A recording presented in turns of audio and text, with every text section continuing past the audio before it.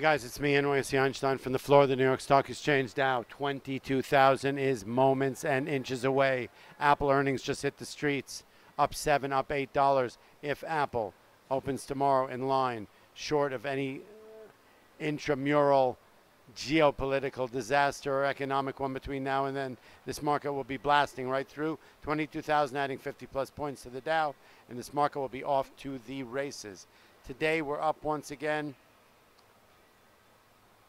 It's really hard to say. The Dow itself, which may not be the ultimate index, is rallying. It's maybe masking an underlying sell-off in the transports, which has been significant, right? The airline sector, which had been up 15% after the election, has been being chipped away as oil rallies back. We also see the other entities within the transports, like the rails and like the carriers, meaning the movers, the UPSs, and the other stocks of the similar nature are being sold off pretty hard. So there is a sort of a question here as we do a great forensic analysis, like is the Dow rally, which is a very unidimensional, it's probably a better English word for it, index of 30 stocks, which can be really overweighted by one or two stocks in a way, is sort of masking what's going on in the transports. Last week down 300, another down 30 today. So there is some selling going on in underlying nature of this market, but net at the end of the day, the S&P was up 5. Oil with a little bit of profit, taking off that rally from 45 to 50 level, back off about $1.50, not really having an effect on the market whatsoever. Again, earnings are strong. Market is strong. There surely is a,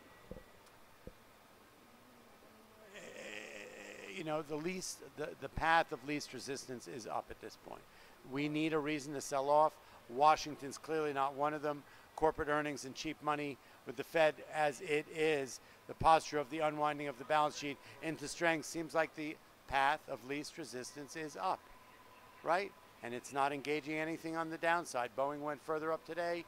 Okay, that took the market, rallied up. We're off to the races. We're really off to the races. You know, let's see what happens at 22,000. Some people say these are just psychological numbers, theoretical numbers, or whatnot. But today we bounced up against a resistance level. There is no question that the fact that pre-election we were at 18,000, now we're at 22,000, that's a huge rally. So we hit this resistance at 20, blew through it. We hit this resistance at 21, we blew through it. These are huge intervals of 1,000 points within the market. Those are billions of dollars. But finally, after 4 of them, up with what's crazy going on in Washington, which we don't seem to be engaging, with a strong market, we're going to, you know what, there are people who are betting, whether they're still trying to average down to the average up on their terrible shorts at 20, 21,000, 22,000. They're the doomsayers, the bears who keep thinking this market is going to fall out of bed eventually. They are hurting. They're probably going to put some out at this 22,000 level. We bounced ahead. We opened at a high. We got within 11 points of 22,000. Spent the rest of the day bumping our head against it. It's like a Volkswagen up against hitting a wall, wondering what are we going to do? Are we going to hit it and blow through? We need a reason for that. And now at the close of business on August 1st, Apple is that catalyst. We are going to blow right through it tomorrow morning, short of a disaster, and that's a big thing. So stay tuned for the 22,000. We will have our hats tomorrow. We're not going to pull a voodoo on it today, but let's see what happens at 22,000. Does it hit up against it and fail? Does it hit up against it, blow through and build a foundation? This market feels like it has no reason to go down. Why be a seller in this market at this point? Maybe people are taking some money off the table and it's coming out of those high flyers, the high price stocks, the UPSs and things like that, and FedEx. The transports have been getting hit. If I were you and I was an investor and a trader, I'd be looking at those stocks because we can't get fooled by the Dow. We can't get fooled by the S&P. Somebody's selling something. It's not Dow or S&P stocks.